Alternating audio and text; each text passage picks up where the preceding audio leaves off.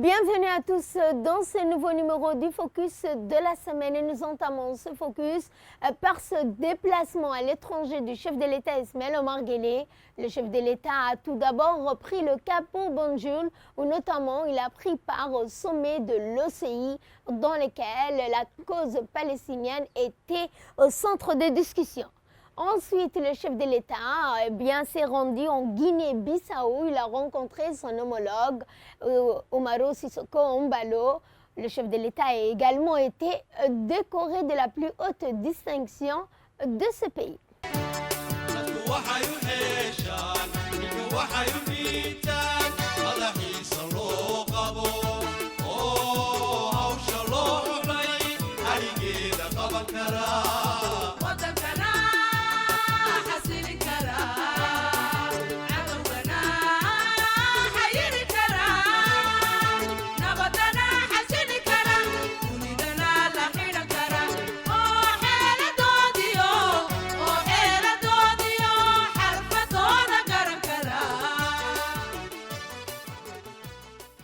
Le 15e sommet de l'Organisation de la Conférence islamique s'est tenu ce week-end à Banjul, capitale de la Gambie, offrant une plateforme d'échange de coopération entre les 57 États membres de l'organisation sous le thème « Renforcement de l'unité et de la solidarité par le dialogue pour le développement durable ».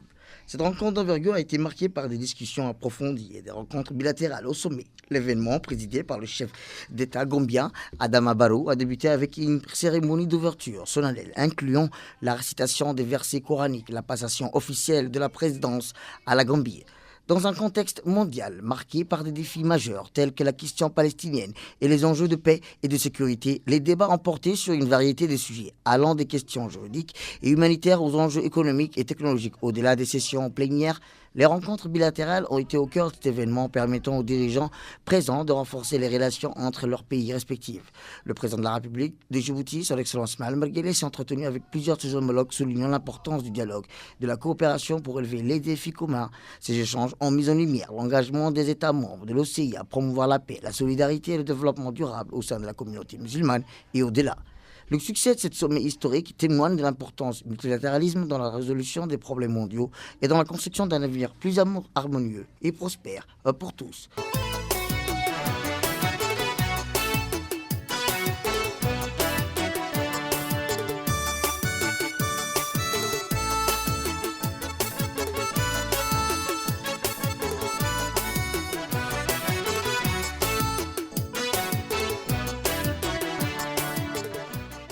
Parallèlement, le président Guelleh a entamé une visite de 48 heures en Guinée-Bissau suite à l'invitation de son homologue Umaro Sissoko Embalo. À son arrivée à Bissau, la capitale, le président Guelleh a été chaleureusement accueilli par le président Embalo à l'aéroport, marquant ainsi le début de cette visite diplomatique. Cette visite a revêtu une grande importance pour le renforcement des liens d'amitié et de coopération entre Djibouti et la Guinée-Bissau. Les temps forts de la visite ont inclus un entretien en tête-à-tête entre les deux chefs d'État, suivi d'une réunion élargie avec les collaborateurs des deux parties. Le président Guelleh a également reçu la plus haute distinction décernée par le Guinée-Bissau avant de tenir une conférence de presse conjointe avec son homologue Umaro Sissoko Embalo. La journée s'est clôturée avec un dîner officiel offert en l'honneur du président Guelleh par le président de la Guinée-Bissau. Et cet engagement exemplaire pour le troisième recensement de Djibouti, où notamment le ministre des Finances est allé sur le terrain. Regardez. Un recensement, c'est bien plus qu'une simple compilation des chiffres. C'est un pilier fondamental de toute société démocratique. Un processus vital qui permet de comprendre et de répondre aux besoins de sa population. C'est dans cet esprit que le ministre des Finances, M. Ilyas Moussa Douale, s'est engagé personnellement dans le processus de recensement en se joignant aux agents sur le terrain. Cette démarche démontre clairement l'importance et l'urgence de la participation de chaque individu à cette entreprise nationale cruciale.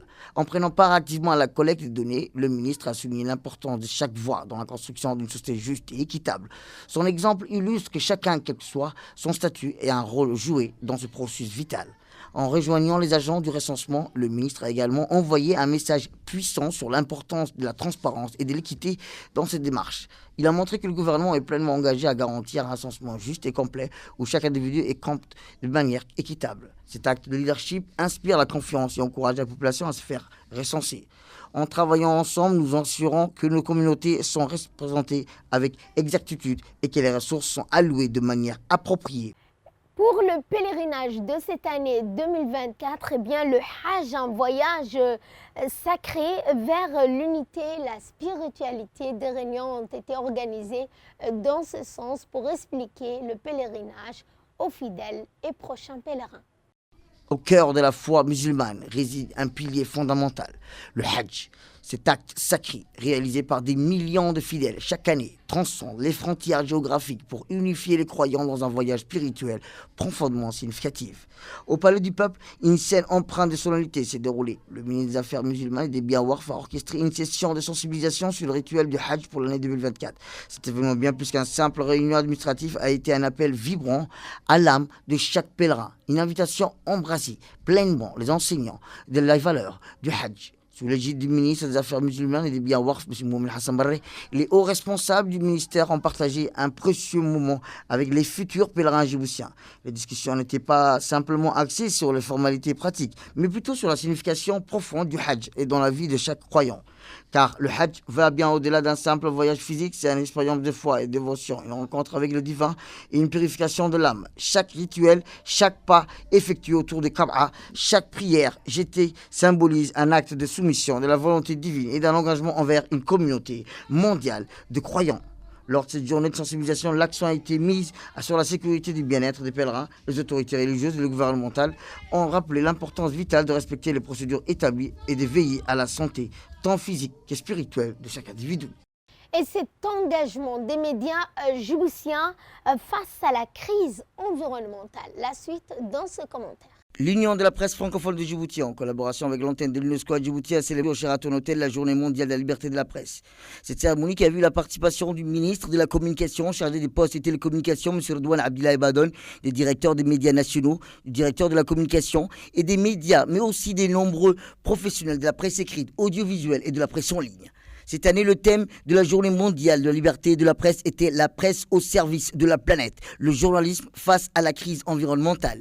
Dans une allocution prononcée à cette occasion, le président de l'UPF de Djibouti, M. Kennedy Ibrahim Hussein, a rappelé que cette année, la Journée mondiale de la presse est consacrée à l'importance du journalisme, de la liberté d'expression dans le contexte de la crise environnementale mondiale actuelle. Le changement climatique qui affecte le monde touche plein fouet notre continent africain. Et la République de Djibouti subit déjà le bouleversement causé par les intempéries et autres calamités naturelles. La presse nationale, a-t-il dit, a un rôle important à jouer dans le traitement des sujets liés au changement climatique. Les médias peuvent aider à se préparer aux catastrophes et à continuer à émettre en cas d'urgence, notamment des risques naturels. De son côté, le ministre de la Communication, chargé des postes et télécommunications, M. Redouane Abdillahi Badone, a rappelé qu'à Djibouti, les médias jouent un rôle important dans la couverture des questions liées au changement climatique et à la crise environnementale. Les reportages sur ces questions sont fréquents au niveau de la presse écrite et audiovisuelle.